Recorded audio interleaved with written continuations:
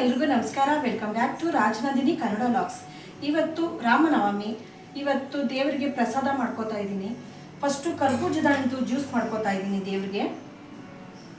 ಕರ್ಬೂಜದ ಹಣ್ಣನ್ನು ನಾನು ಈ ರೀತಿ ಕಟ್ ಮಾಡಿ ಇಟ್ಕೊಂಡಿದ್ದೀನಿ. ಇದನ್ನೆಲ್ಲ ಒಂದು ಜಾರ್ಗೆ ಹಾಕೋತಾ ಇದ್ದೀನಿ. ನಮ್ಮ ಮನೇಲಿ ಸ್ವಲ್ಪ ಮಾಡ್ತಾ ಇದ್ದೀನಿ ಜ್ಯೂಸು. ಮಕ್ಕಳೆಲ್ಲ ಕುಡಿಯಲ್ಲ, ಇಷ್ಟಪಡಲ್ಲ ಈ ಥರ ಜ್ಯೂಸ್ನ. 2 ಏಲಕ್ಕಿ, ಒಂದೇ ಒಂದು ಲವಂಗ ಹಾಕೋತಾ ಇದ್ದೀನಿ. ಲವಂಗ ಕೆಲವ್ರು ಹಾಕ್ಕೊಳ್ಳಲ್ಲ, ಒಂದೇ ಒಂದು ಹಾಕ್ಕೊಂಡ್ರೆ ಅದ್ರದ್ದು ಫ್ಲೇವರು ಜ್ಯೂಸ್ಗೆ ತುಂಬ ಚೆನ್ನಾಗಿರುತ್ತೆ. ಫಸ್ಟು ಇಷ್ಟು ಹಾಕ್ಕೊಂಡು ರುಬ್ಕೋತಾ ಇದ್ದೀನಿ.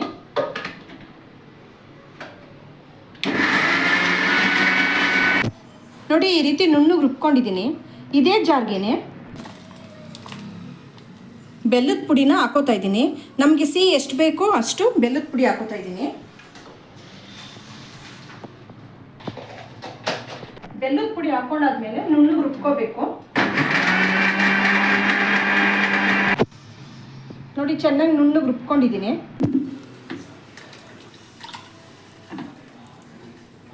ಜ್ಯೂಸು ಎಷ್ಟು ತೆಳ್ಳಗೆ ಬೇಕು, ಎಷ್ಟು ಗಟ್ಟಿಗೆ ಬೇಕು ಅನ್ನೋದನ್ನ ನೋಡಿಕೊಂಡು ನೀರನ್ನು ಹೆಚ್ಚಿಸ್ಕೊತಾ ಇದ್ದೀನಿ.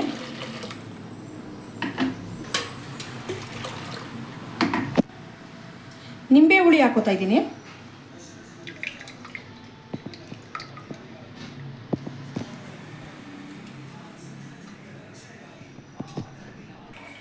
ಕರ್ಬೂಜದ ಪಾನಕ ರೆಡಿ ಆಯಿತು. ಹೆಸರುಬೇಳೆ ಮಾಡ್ಕೋತಾ ಇದ್ದೀನಿ. ಮಾಮೂಲಿ ಹೆಸರುಬೇಳೆ, ಸೌತೆಕಾಯಿ, ಹಸಿಮೆಣಸಿನ್ಕಾಯಿ, ಕೊತ್ತಂಬರಿ ಸೊಪ್ಪು ಇಷ್ಟನ್ನು ಕೂಡ ಹಾಕೋತಾ ಇದ್ದೀನಿ. ಹಳೆ ವಿಡಿಯೋಗಳಲ್ಲೆಲ್ಲ ತೋರಿಸಿದ್ದೀನಿ, ಮತ್ತೇನು ತೋರ್ಸೋದು ಬೇಡ ಅಂತ ಅನ್ಕೋತೀನಿ.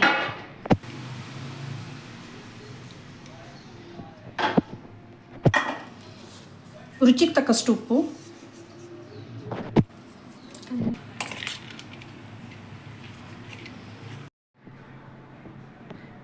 ದೇವರಿಗೆ ನೈವೇದ್ಯ ಎಲ್ಲ ರೆಡಿ ಮಾಡಿಕೊಂಡೆ ಪೂಜೆ ಮಾಡಕ್ಕೆ ಹೋಗ್ತಾ ಇದ್ದೀನಿ.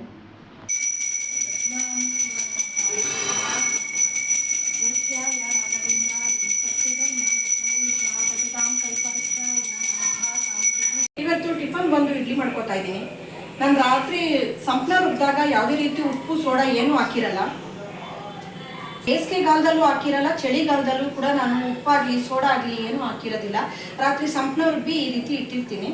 ಈಗ ಉಪ್ಪನ್ನ ಹಾಕಿ ಬೆರೆಸ್ಕೊತಾ ಇದ್ದೀನಿ.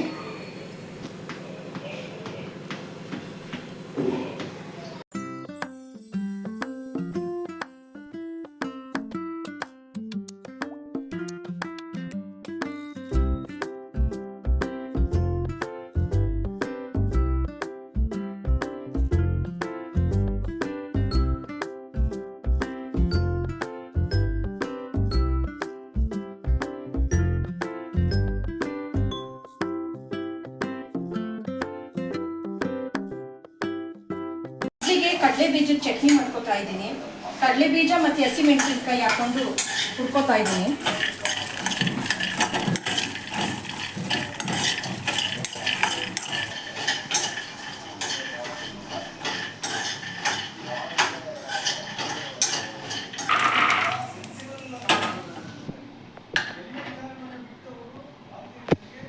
ಹಸಿಮೆಣಸಿನ್ಕಾಯಿನ ಎಲ್ಲ ಒಂದು ತಟ್ಟೆಗೆ ಹಾಕೋತಾ ಇದ್ದೀನಿ.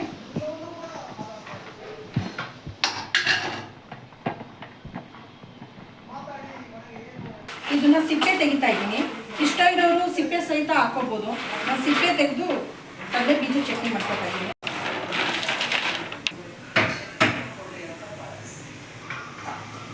ಕಡಲೆ ಬೀಜ, ಹಸಿಮೆಣಸಿನ್ಕಾಯಿ, ಸ್ವಲ್ಪ ಹುಣಸೆಹಣ್ಣು, ಬೆಳ್ಳುಳ್ಳಿ,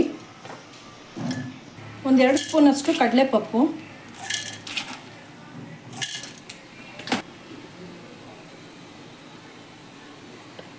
ಸ್ವಲ್ಪ ಕಾಯಿ ತುರಿ, ರುಚಿಗೆ ತಕ್ಕಷ್ಟು ಉಪ್ಪು, ಸ್ವಲ್ಪ ನೀರು ಹಾಕ್ಕೊಂಡು ರುಬ್ಕೋತಾ ಇದ್ದೀನಿ. ಇದನ್ನೆಲ್ಲ ರುಬ್ಕೊಂಡಾದ್ಮೇಲೆ ಕೊನೆಯಲ್ಲಿ ಕೊತ್ತಂಬರಿ ಸೊಪ್ಪು ಹಾಕ್ಕೊಂಡು ಒಂದು ರೌಂಡ್ ರುಬ್ಕೋತೀನಿ.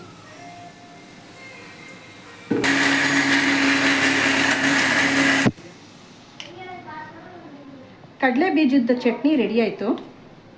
ಇದು ಇಡ್ಲಿಗೆ ತುಂಬ ಚೆನ್ನಾಗಿರುತ್ತೆ ಕಾಂಬಿನೇಷನ್ನು. ಇದಕ್ಕೆ ಬೇಕಾದರೆ ಮೇಲ್ಗಡೆ ಒಗ್ಗರಣೆ ಹಾಕೋಬೋದು. ಕಡಲೆಬೇಳೆ, ಉದ್ದಿನಬೇಳೆ, ಎಣ್ಣೆ, ಸಾಸಿವೆ ಎಲ್ಲ ಹಾಕ್ಕೊಂಡು ನಾನೇನು ಇವತ್ತೇನು ಒಗ್ಗರಣೆ ಏನು ಹಾಕ್ತಾಯಿಲ್ಲ, ಹೀಗೆ ಪ್ಲೇನಾಗೆ ಇಡ್ತಾಯಿದ್ದೀನಿ. ಸಾಫ್ಟಾಗಿರೋ ಇಡ್ಲಿ, ಕಡಲೆ ಬೀಜದ ಚಟ್ನಿ ರೆಡಿ ಆಯಿತು. ತರಕಾರಿ ಸಾಂಬಾರು ಮಾಡ್ತಾಯಿದ್ದೀನಿ. ಒಂದು ಕುಕ್ಕರ್ಗೆ ಸ್ವಲ್ಪ ಎಣ್ಣೆ ಹಾಕೋತಾ ಇದ್ದೀನಿ. ಒಗ್ಗರಣೆಗೆ ಒಂದು 3 ರಿಂದ 4 ಸ್ಪೂನಷ್ಟು ಎಣ್ಣೆ ಹಾಕೋತಾ ಇದ್ದೀನಿ. ಸಾಸಿವೆ 1 ಸ್ಪೂನು, ಜೀರಿಗೆ ಒಂದು ಅರ್ಧ ಸ್ಪೂನು, ಬೆಳ್ಳುಳ್ಳಿ ಇಷ್ಟನ್ನು ಫ್ರೈ ಮಾಡ್ಕೊತಾ ಇದ್ದೀನಿ. ಈರುಳ್ಳಿ,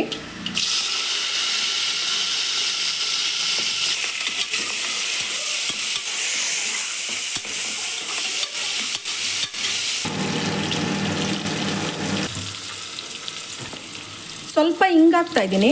ನಿಮಗೆ ಬೇಕಾದರೆ ಹಾಕ್ಕೊಳ್ಳಿ, ಇಲ್ಲಾಂದರೆ ಬೇಡ.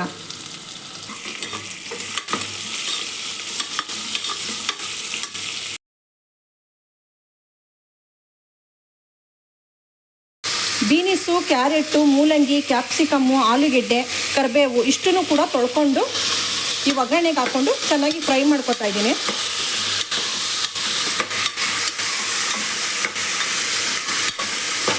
ಎಣ್ಣೆಲಿ ಚೆನ್ನಾಗಿ ಬಾಡಲಿ ಇದು.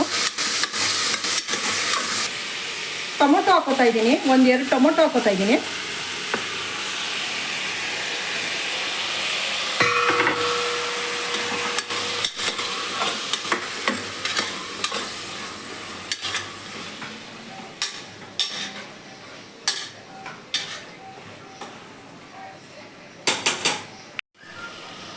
ರುಚಿಗೆ ತಕ್ಕಷ್ಟು ಉಪ್ಪು,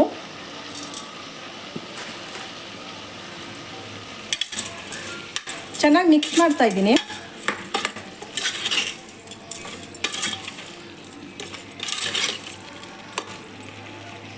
ತರಕಾರಿ ಎಲ್ಲ ಚೆನ್ನಾಗಿ ಎಣ್ಣೆಲಿ ಫ್ರೈ ಆಗಿದೆ. ಈಗ ಸಾಂಬಾರು ಪುಡಿ ಹಾಕೋತೀನಿ.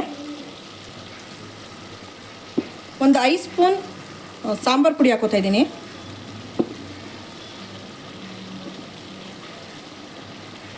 ಮಿಕ್ಸ್ ಮಾಡ್ತಾ ಇದ್ದೀನಿ ಚೆನ್ನಾಗಿ.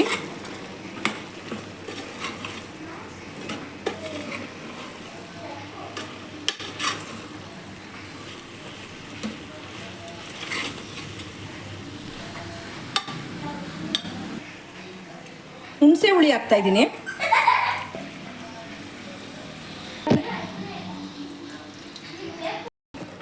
ಹುಣಸೆ ಹುಳಿ ಹಾಕಿದ್ಮೇಲೆ ಚೆನ್ನಾಗಿ ಮಿಕ್ಸ್ ಮಾಡ್ತಾ ಇದ್ದೀನಿ.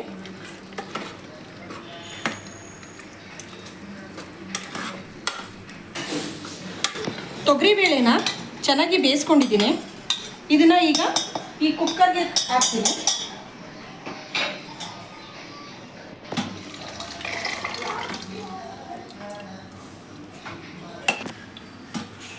ನೀರು ನಮಗೆ ಸಾಂಬಾರಿಗೆ ಎಷ್ಟು ಬೇಕೋ ಅಷ್ಟು ಹೆಚ್ಚಿಸ್ಕೊತಾ ಇದ್ದೀನಿ.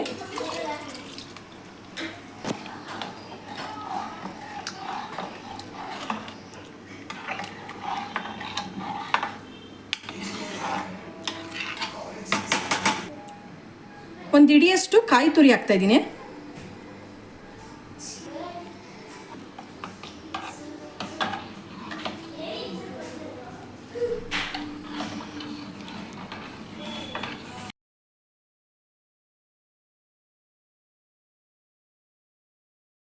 ಸಾಂಬಾರು ಕುದೀತಾ ಇದೆ. ಇದಕ್ಕೆ ಉಪ್ಪು ಖಾರ ಎಲ್ಲ ಸರಿ ಇದೆಯಾ ಅಂತ ಈಗ ಒಂದ್ಸತಿ ನೋಡಿಕೊಂಡು ಒಂದು ವಿಷಲ್ ಬರ್ಸ್ಕೋಬೇಕು.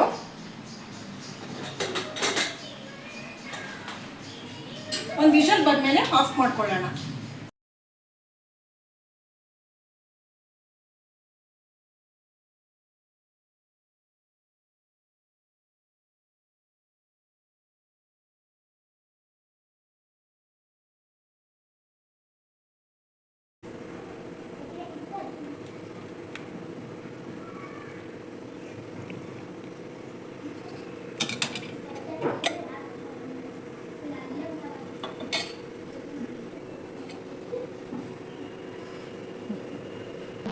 ಈಸಿಯಾಗಿ ರುಚಿಯಾದ ತರಕಾರಿ ಸಾಂಬಾರ್ ರೆಡಿ ಆಯಿತು.